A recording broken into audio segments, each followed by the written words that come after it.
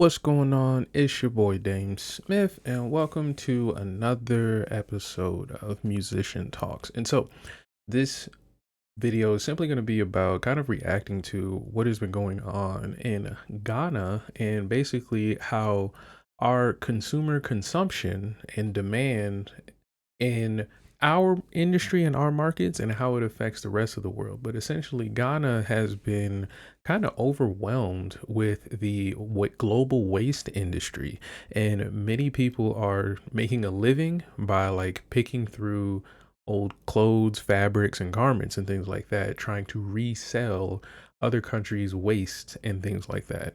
And so we're going to just kind of explore it and just pick apart it. And this video originally comes from PBS NewsHour. And so if you like videos like this, make sure you hit the like button to let me know and subscribe so you can see more content like this. And also go check out PBS, of course, and I'll link the original video below. So as we said, we're going to be checking out a video where they're going to be exploring the global waste industry in Ghana.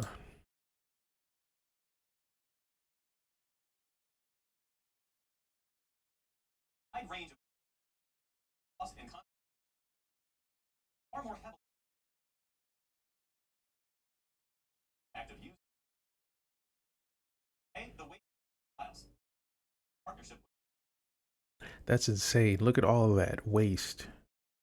That's on the shore of some beach that they work at. That's insane. Now, the first thing I notice is there's clearly a lack of organization in how they're going to do this.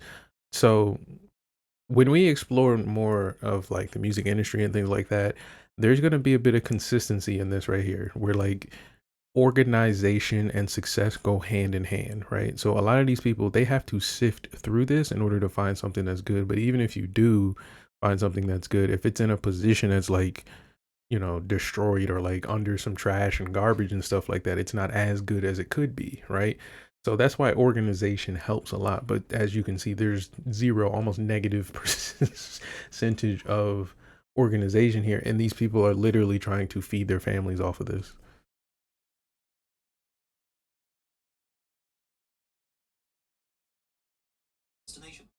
And that's something I actually started to think about probably in the past like 5 or 6 years, like what happens to waste and things like that. But nah, like this is kind of crazy. We don't necessarily consider this when we throw stuff out, especially just the day-to-day things we throw out. But this is kind of like a really, really good example of the impact of the lack of organization when it comes to how we deal with waste around the world.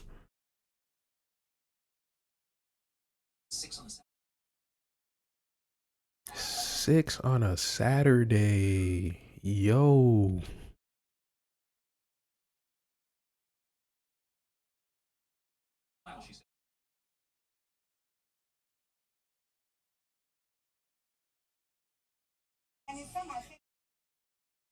So like they get, I guess, shipments of just, clothes that we don't want anymore. Maybe it's out of season and things like that. And they got to try to resell it. But it's like, what is the market for used clothing in, an industry like this, where used clothing is clearly not the commodity we're trying to buy right now? Like, this is strange. It doesn't make sense because it doesn't work in my head. Like, they're not really working something that's solving a problem for them. They're working something to an end, to meet an end. Like, it's weird.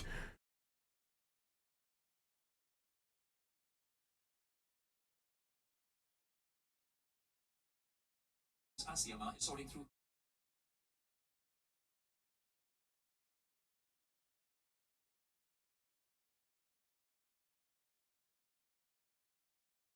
So like, because she's simply just getting like one of the same color, and that being black, you can't really market that. You know, you can't really sell that to people who are trying to spend a lot more money. So she said she's gonna reduce the price, and you see that a lot over here too. Like we'll have like a color wave of different products and articles and things like that, but then the black or the white or like maybe that one off color is like a different price because it's a little more um up on the taste, I guess, more current on the taste. So she's making a valid point, but again, the position she's in is just is crazy because with the lack of organization, her mindset, she can't even like really leverage her mindset because there's such a lack of organization on where she's getting the clothes from, who she's going to sell them to, and why.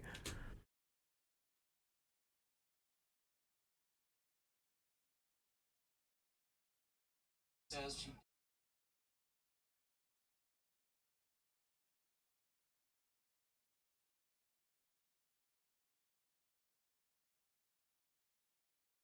So even when they find clothes that they discard, they can't find a use for it after that point, and they just use it as fuel for probably heat and other resources. That's insane. So there really comes an issue of like recyclability and culture, because a lot of the things that they're saying they can't sell is because of the demand of what they're selling. Like she was saying, they didn't have stretch fit pants, which means there's a demand for stretch fit pants, and it's not that these pants may or may not sell, it's just that they're not in the market for non-stretchy pants.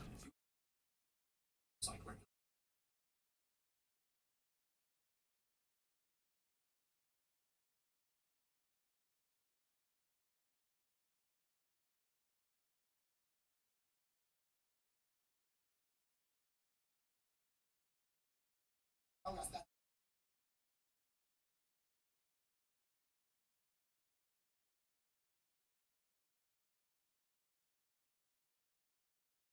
Look, they even got their kids up there working with them, and they just, again, trying to just make it do what it do.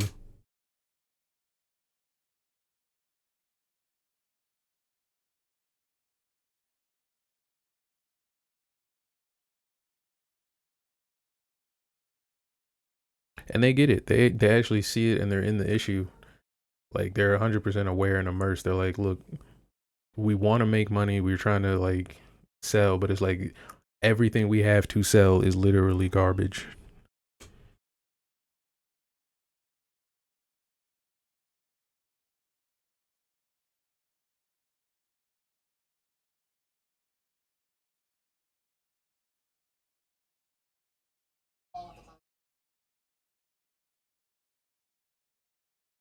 And you can tell that it's been going so long with how caked on the sand is into the clothes that they're probably like a good 20 feet deep of just like trash on the beach. That if you really wanted to clean the beach up and like revive the nutrients in the soil and things like that, you would probably have to dig up and reconstitute so much of the land.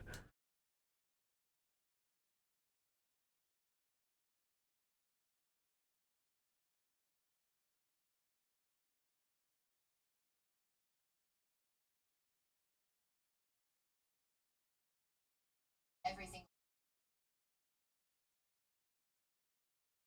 That's crazy. So that means that though they have a great idea to make construction material out of this, they're not moving efficient enough to defeat the amount of waste that's coming in. So that tells me one or two things.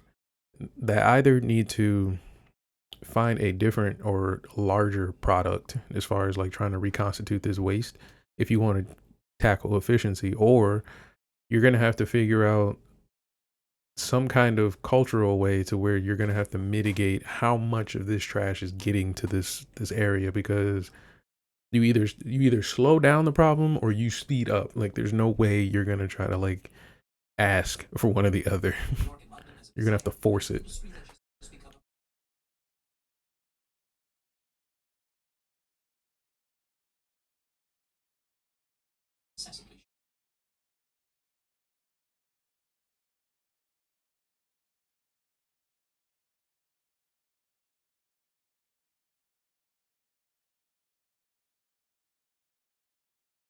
Along with that too, she makes a very valid point. Along with that too, we don't have clothes that like we keep as far as like namesakes.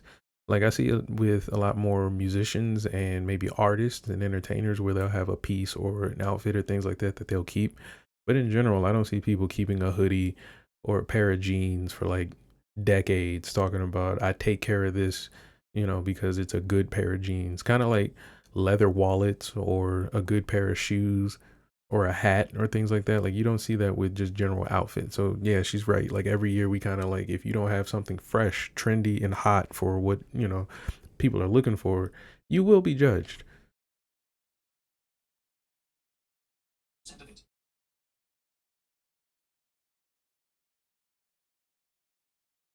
Cycle. So it's middlemen exporters that are probably working between, let's say, the thrift stores and whoever's buying the goods in Ghana. And the exporters just, pick it up, drop it off. They don't really have any responsibility, probably as far as like quality and things like that. I don't know. But it seems like that's kind of like just a transaction that's happening, and the people of Ghana have just to deal with it. There's no real thought about how that's going to work because you can see the lack of organization on the beach. And even in this picture right here, like there's no signs, there's no lines, there's no building walls, you know, it's an open air market.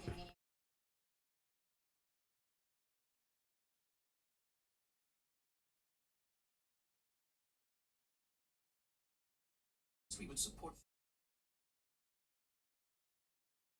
cycling. Necessary industry association statement.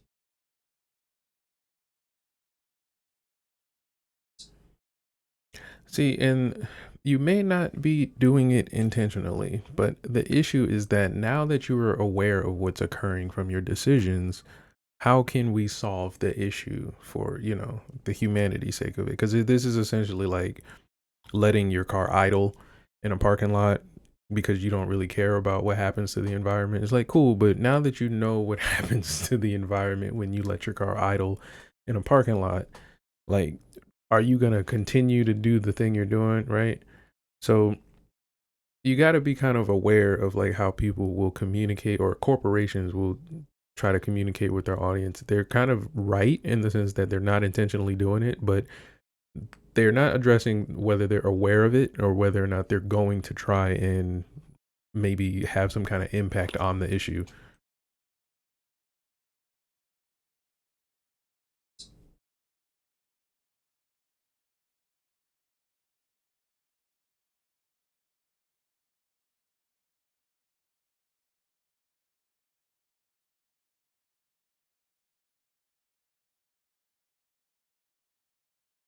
Study And that's kind of what the girl who was making the construction material kind of proved. Like there's so much more waste than there is any bit of recycling, which could lead into it being a cultural thing. Like maybe we just in general just think throwing something out instead of reusing it makes more sense.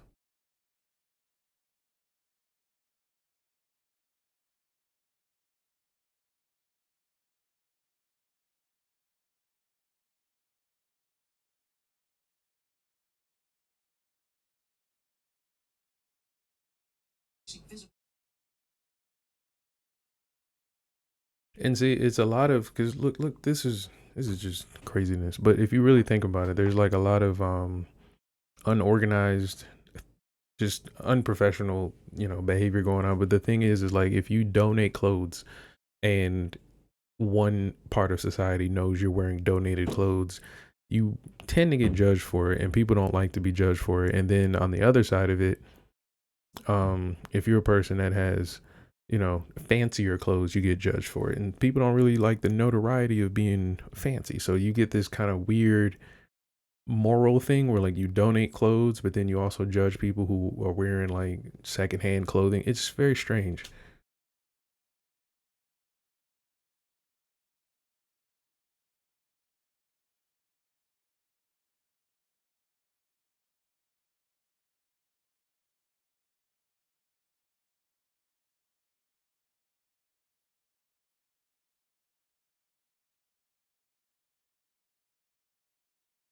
Just look at the beach.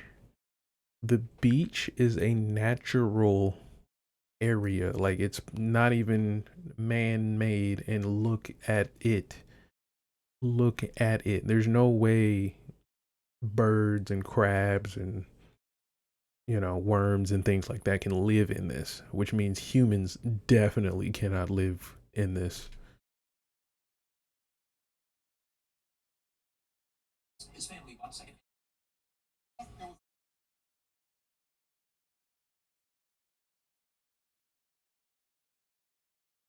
So there was a point where this worked. He said that there was a point where they would come to this market and buy suits, and they would last for decades. fascia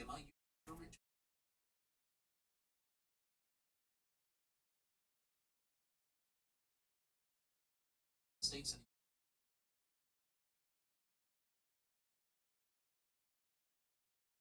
similar effort.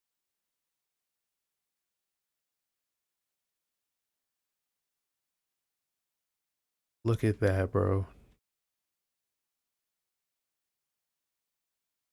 So essentially, the thing that I've come up with that might work as a solution is they're gonna have to, at least from Ghana's perspective, whoever imports this stuff, these secondhand middlemen guys that are importing this stuff to y'all country, you're gonna have to put some kind of like really high requirement on what comes in.